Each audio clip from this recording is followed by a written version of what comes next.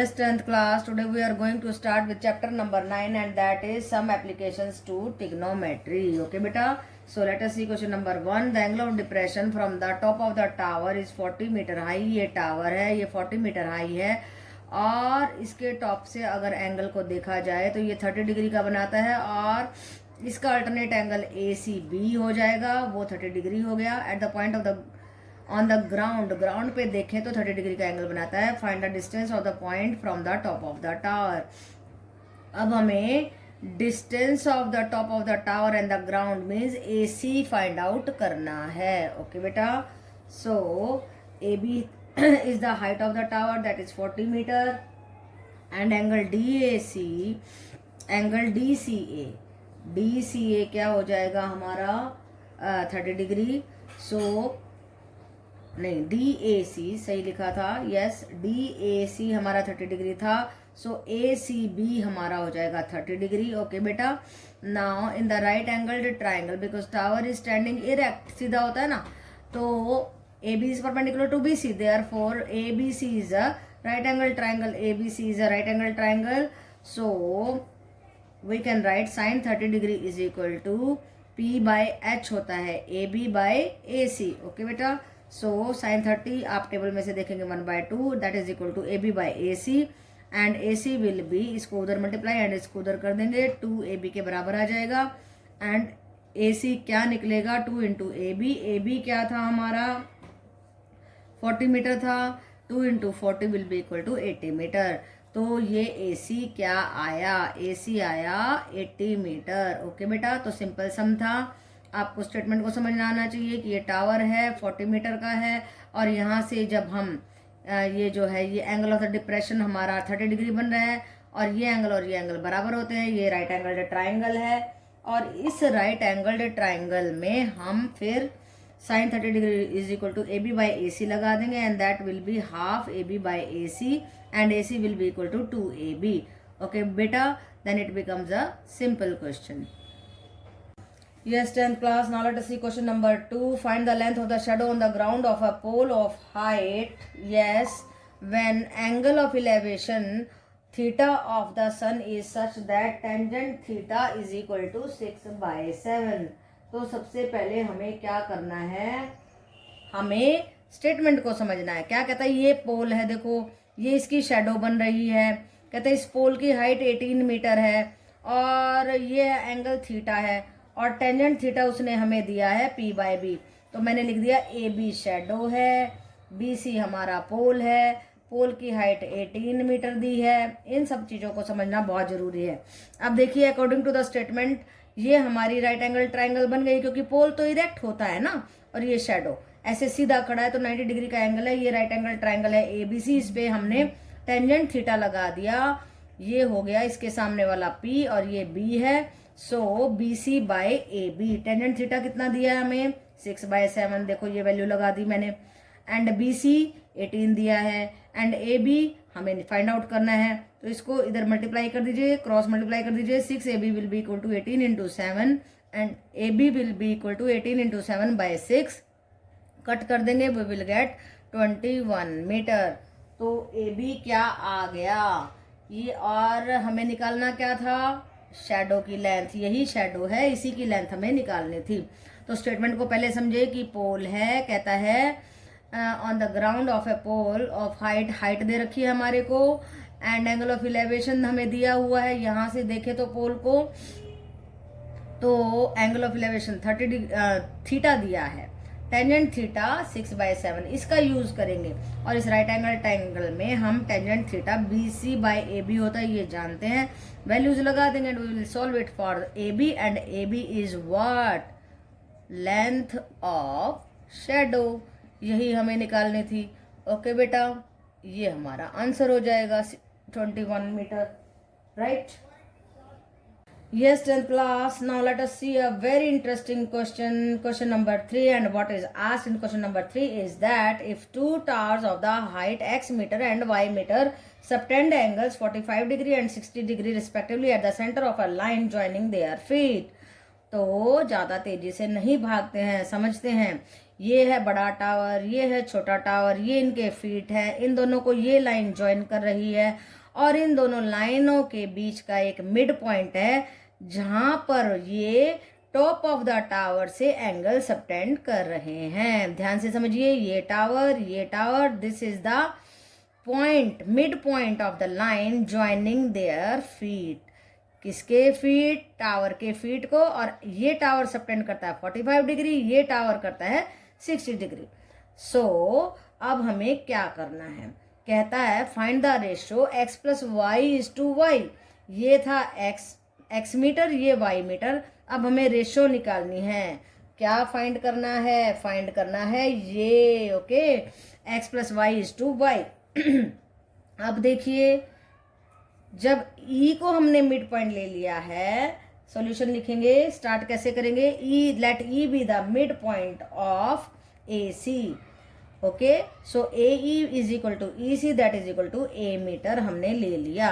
कुछ भी ले सकते हैं, A B कुछ भी ले लीजिए, हमने A ले लिया। नाउ बारी बारी इन दोनों राइट एंगल्ड ट्राइंगल की बात करते हैं। जब हम इस राइट एंगल ट्राइंगल को लेंगे, ABE को लेंगे, this is the right angle triangle, tangent 45 will be P by B, that is AB by AE, that is X by A।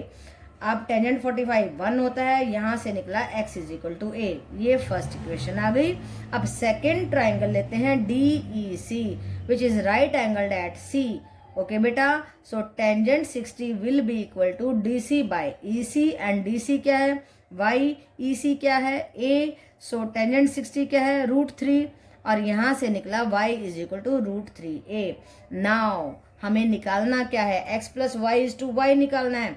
x plus Y दोनों को जोड़ दीजिए, √a प्लस √3a आ जाएगा, a common लेंगे, 1 plus √3 आ गया, and y क्या था हमारा? y था √3a। अब इन दोनों की रेशो निकाल दीजिए, किसकी? इसकी और इसकी। दिस बाय दिस करेंगे तो a से a कट हो जाएगा, रेशो आएगी 1 प्लस √3 इज टू √3। तो बहुत ही आसान था क्वेश्चन, किसके लिए? जिसको कॉन्सेप्ट की अंडरस्टैंडिंग हो रही है। और बहुत ही मुश्किल है उसके लिए जिसको ये नहीं पता कि टेंजेंट 45 कैसे लिखा जाता है। टेंजेंट 45 होता है P बाय B, यानी कि AB बाय AE, ऐसे ही DC बाय EC। और हमने टेंजेंट 45 की, जिसको नहीं पता कि टेबल क्या होती है, टेबल में से कैसे वैल्यू देते हैं, टेंजेंट 45 मैंने टेबल सिखाई थी आपको, इंट्रोडक्शन टू द ट्रिग्नोमेट्री में टेबल बनाने सिखाई थी, वहां से वैल्यू लेनी है। टेंजेंट 45 1 होता है, टेंजेंट 60 √3 होता है। एग्जाम में जाके सबसे पहले आपको वही टेबल बनानी है ताकि आप फॉरन वैल्यू को देख सकें। इन वैल्यूज को रटा नहीं जाता है बेटा, टेबल को बना करके वहां से देखा जाता है, ओके। तो आप उसके बाद आप रेशो निकाल देंगे, तो कोई मुश्किल ही नहीं है, इंटरेस्टिंग हो जाता है, okay. Yes 10th class, let us see question number 4th, again important question. देखिए क्या कहता है, the statue 1.6 metre long stands on the top of the pedestal. देखिए ये मैंने पेडेस्टल बना दिया, ये AB पेडेस्टल है हमारा, इसके ऊपर एक स्टैचू खड़ा है जिसकी हाइट 1.6 मीटर है। Form a point on the ground, angle of the elevation of the top of the statue is 60। Statue के ऊपर से देखें तो 60 डिग्री का एंगल बन रहा है। और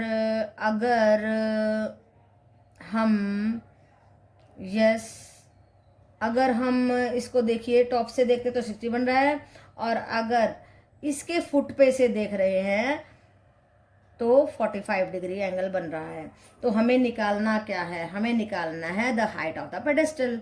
तो कैसे निकालेंगे? एक बार ट्राइंगल लेंगे BCD, एक बार लेंगे ABD, और दोनों में टेंजेंट एंगल, इन दोनों को टेंजेंट एंगल बेस पे हम इनकी वैल्यूज को निकालने की कोशिश करेंगे। तो AC हमारा 1.6 मीटर है, AB को पेडेस्टल ले लिया हमने, CDB हमारा 60 डिग्री है, ADB हमारा 45 डिग्री है। अब देखिए इन द ट्राइंगल ABD लिया, टेंजेंट 45 क्या है?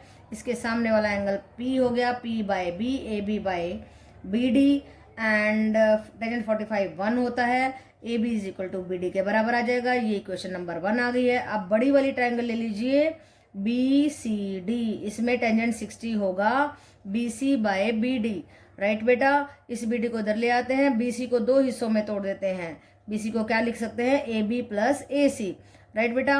अब AB प्लस AC लिख दिया। AB क्या है हमारा, यस AB, यस ये भी AB, इन दोनों को इकट्ठा कर लीजिए, √3 - 1 इंटू AB आ गया। AC 1.6 था तो AB की वैल्यू आ गई 1.6 बाय √3 - 1। रैशनलाइज कर दीजिए।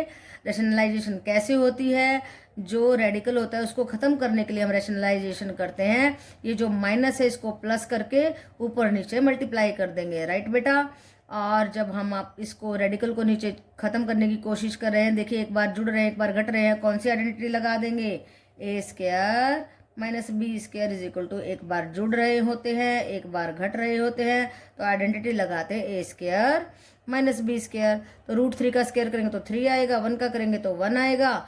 और देखिए ये बच गया 2 से इसको कट करेंगे 0.8 आएगा, 0.8 इंटू √3 + 1, ये आ गई हमारी height of the pedestal. AB आया, AB क्या था, पेडेस्टल, तो AB हमने पेडेस्टल की हाइट फाइंड आउट कर दी। ओके बेटा।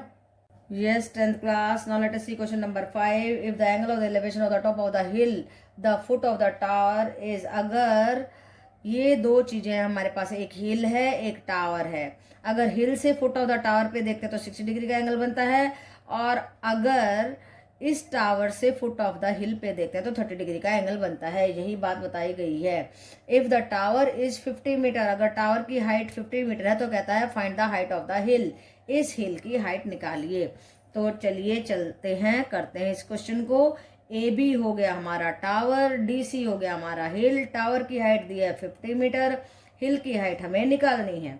एंगल DAC हमारा 60 डिग्री है, एंगल BCA हमारा 30 डिग्री है। ओके बेटा। And now let us take the right angled triangles 1 by 1। जब हम ABC राइट एंगल ट्राइंगल ले रहे हैं तो उस पर लगा देते हैं कोट 30, क्योंकि हमें AC को फाइंड आउट करना है। जब AC आ जाएगा तो इस वाली ट्राइंगल में से हिल की हाइट को निकाल देंगे, बड़ा आसान हो जाएगा। अब देखिए टेंजेंट 30 भी लगा सकते हैं, कोई दिक्कत नहीं है, उल्टा कर देंगे तो वैसे ही AC की वैल्यू आ जाएगी। Cot 30 is equal to AC by AB, AC by AB हमारे को 50 दिया था, यहाँ से AC आया 50 √3। ओके बेटा, तो हमने AC को फाइंड आउट कर लिया है। अब इस वाली ट्राइंगल में देखिए, in the right angle triangle DAC which is right angled at C, तो tangent 60 degree is equal to DC by AC। AC 50 √3 रख दिया है, टेंजेंट 60 √3 होता है, DC आ जाएगा 50 √3 इंटू √3। इसको उधर ले जाके मल्टीप्लाई कर देंगे and we will get 50 into 3 that is equal to 150 metre. तो देखो कितना आसान क्वेश्चन था, अगर आपको कॉन्सेप्ट की अंडरस्टैंडिंग है तो। देखिए जब भी आपको इस तरीके से राइट एंगल ट्राइंगल दी होती है और एंगल दिया होता है तो कोई भी एंगल लगा दीजिए, टेंजेंट लगाइए या कोट लगाइए, और फिर दिस बाय दिस। अगर कोट लगा रहे हैं तो दिस बाय दिस, नहीं अगर टेंजेंट लगा रहे हैं तो दिस बाय दिस, अगर कोट लगा रहे हैं तो दिस बाय दिस, क्योंकि ये बेस है ये परपेंडिकुलर है, बेस बाय परपेंडिकुलर हो जाएगा। फिर उससे हमारे पास AC आ जाएगा। फिर ये ट्राइंगल उठा लीजिए, फिर टेंजेंट 60 लगाया, this is P and this is B, this by this लगाया हमने, और फिर हमने निकाल दिया DC and DC is the height of the hill. So हो गया आसान क्वेश्चन। तो एप्लीकेशन ऑफ द ट्रिग्नोमेट्री में ज़्यादा मुश्किल नहीं है, आपको बस एंगल देखना है, उस पर कोट या टेंजेंट लगाना है, और आगे जो फाइंड आउट करने के लिए बोला है वही काम करना है। ओके बेटा।